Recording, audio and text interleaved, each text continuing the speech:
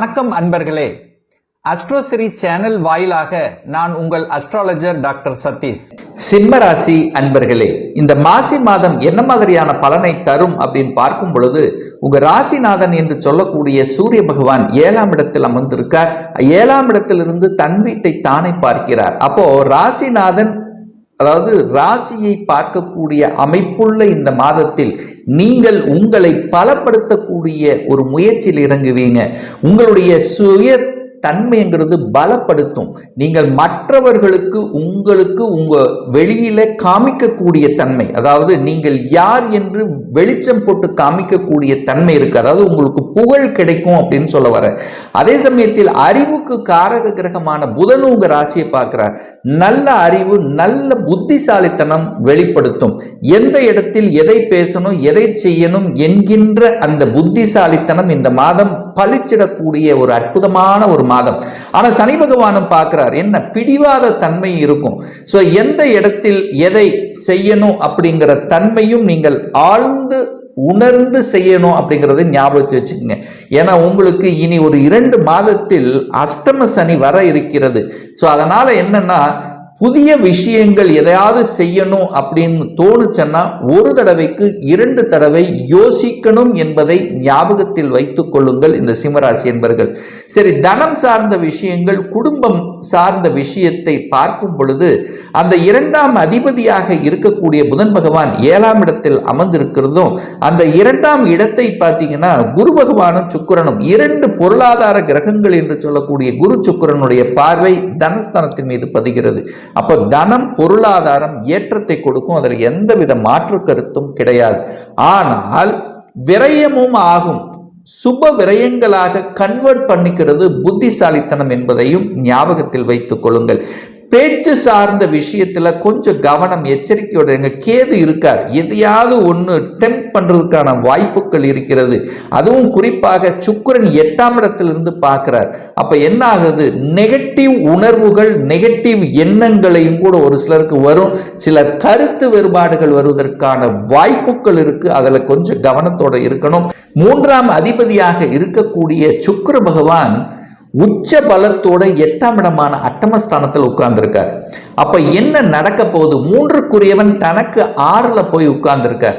அப்ப என்ன, இந்த சுக்கிரன் உச்ச பலத்தோட வலிமையாக 8ஆம் இடத்துல, அது ராகுவோடு சேர்ந்து இருக்கிறதுனால கொஞ்சம் ஆசை அபிலாசைகளை தூண்டக்கூடிய தன்மை இருக்கு. அதாவது அதுவும் குறிப்பாக சொல்ல போனால் இந்த கலைத்துறையில் இருக்கின்றவர்களுக்கு திடீர் என்று ஒரு புகழை கொடுக்கக்கூடிய, திடீர் என்று புதிய ஒப்பந்தங்களை கொடுக்கக்கூடிய வாய்ப்புகள், சந்தர்ப்பங்களை நிச்சயமாக உருவாக்கும்.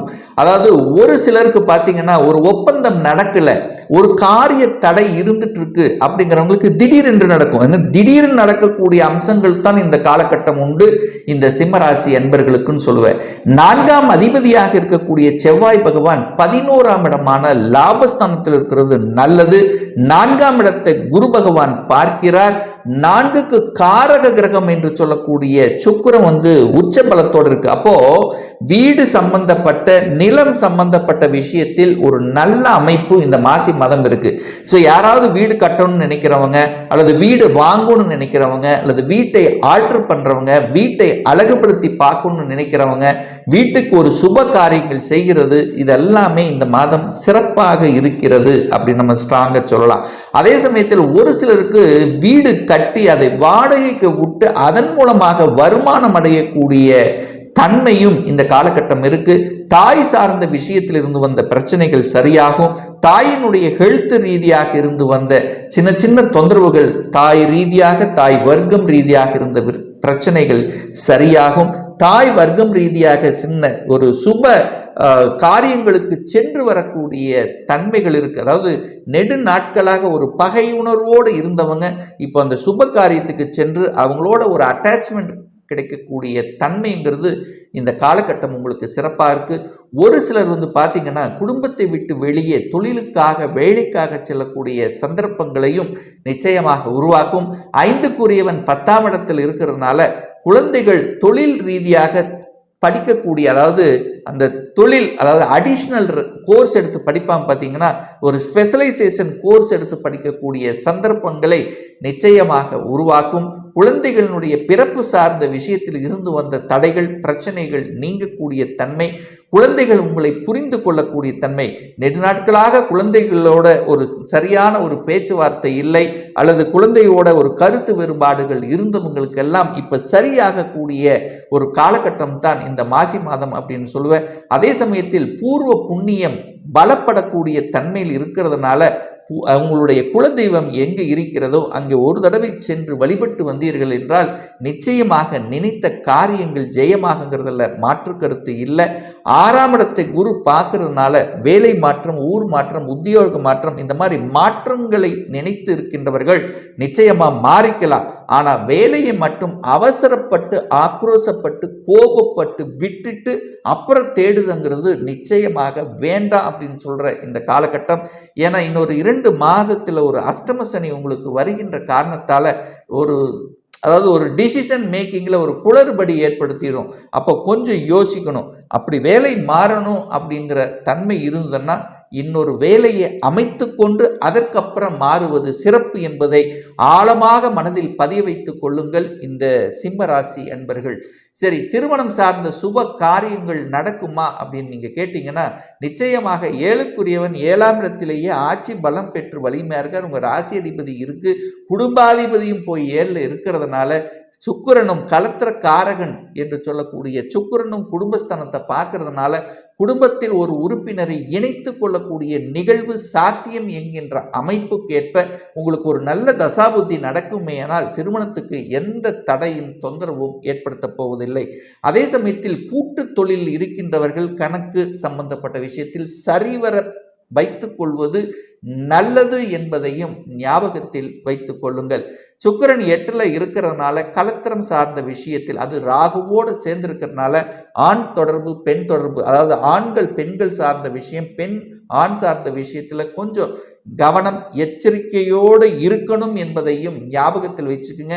என சுக்கிரன் 8ஆம் இடமான அட்டமஸ்தானத்தில் இருக்கிறதுனாலையும் அங்க ராகு என்கின்ற பாவ கிரகத்தோடு சேர்ந்து இருக்கிறதுனாலையும் அது குடும்பத்தோட தொடர்பு கொள்வதனால குடும்பத்தில் ஏதாவது ஒரு தொந்தரவு பிரச்சனை இதனால் ஏற்படுத்தி விடும் என்பதை ஞாபகத்தில் வைத்துக் கொண்டு செயல்படுத்துங்கள்.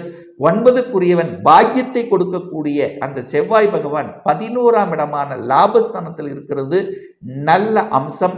தந்தையின் மூலமாக நல்லவைகள் நடக்கக்கூடிய தன்மை, தந்தையினுடைய சொத்துக்கள் சார்ந்த விஷயங்கள் ஏதாவது சரி பண்ணணும்னா இப்பவே அதை பேசி தீர்த்து கொள்வது நல்லது என்கின்ற அமைப்பும். அதே சமயத்தில் பார்த்தீங்கன்னா ஒரு சிலருக்கு வெளிநாடு செல்லக்கூடிய தன்மை இந்த காலகட்டம் இருக்கிறது இந்த சிம்மராசி என்பர்கள்.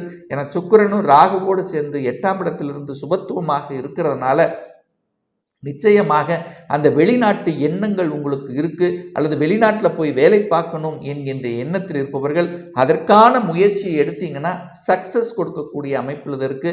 குரு 10ல் இருக்கிறதுனால ஒரு மாற்றம், அது நல்ல மாற்றம் தான். குரு 10ல் இருந்தால் பதவி பறி போகும் அப்படி எல்லாம் கிடையாது. பதவி மாற்றம் கிடைக்கும், ப்ரமோஷன் கிடைக்கக்கூடிய வாய்ப்புகள் ஒரு சில சிம்மராசினருக்கு நிச்சயமாக உண்டு. அப்போ பதவி மாற்றம், இடமாற்றம் இருக்கும்போது அந்த என்வாயர்மெண்ட் உங்களுக்கு மாறும். அப்போ லேர்னிங் தன்மை இருக்கும். அதனால கொஞ்சம் மன அழுத்தம், கொஞ்சம் அந்த சூழ்நிலையை சரியாக புரிந்து கொண்டு செயலாற்றணும் அப்படிங்கிறதையும் ஞாபகத்தில் வைத்துக் கொள்ளுங்கள். செவ்வாய் 11ஆம் இடத்தில் இருக்கிறதுனால சகோதரர்கள் மூலமாக நல்லவைகள், அது மூத்த சகோதரன் மூலமாக சின்ன சின்ன நல்லது நடக்கக்கூடிய அம்சங்கள் இந்த காலகட்டத்தில் உங்களுக்கு சிறப்பு பெறுகிறது அப்படின்னு சொல்லலாம். ஒரு நல்ல தெய்வ வழிபாடு அப்படின்னு எடுத்துக்கொண்டால் இந்த மாசி மாதம் 14ஆம் தேதி, அதாவது 26/2/2025 அன்று மகா சிவராத்திரி நடக்கிறது. ஸோ அன்றைய தினம் சிவபெருமானை சென்று ஒரு விரதம் இருந்து வழிபடுமையானால் என்னென்ன கஷ்டத்தை அனுபவித்துக் கொண்டிருந்தீர்களோ, என்னெல்லாம் நடக்கலையே என்று நினைத்து வருத்தத்தோடு இருந்து கொண்டிருக்கிறீர்களோ அது நிச்சயமாக உங்களுக்கு நடந்தேறுங்கிறதுல மாற்று கருத்தில்லை. அதே போல இந்த மாசி மாதம் 28/12/3/2025 அன்று மாசி மகம். ஸோ அன்றைய தினம் யாருக்கெல்லாம் தொழில் சார்ந்த விஷயத்தில் ஒரு பிரச்சனை தொந்தரவு இருக்கின்றதோ, ஸோ அன்றைய தினம் நரசிம்ம பெருமாளை சென்று வழிபடும் போது உங்களுக்கு நல்லது நடக்குங்கிறதுல எந்தவித மாற்று கருத்தும் கிடையாது.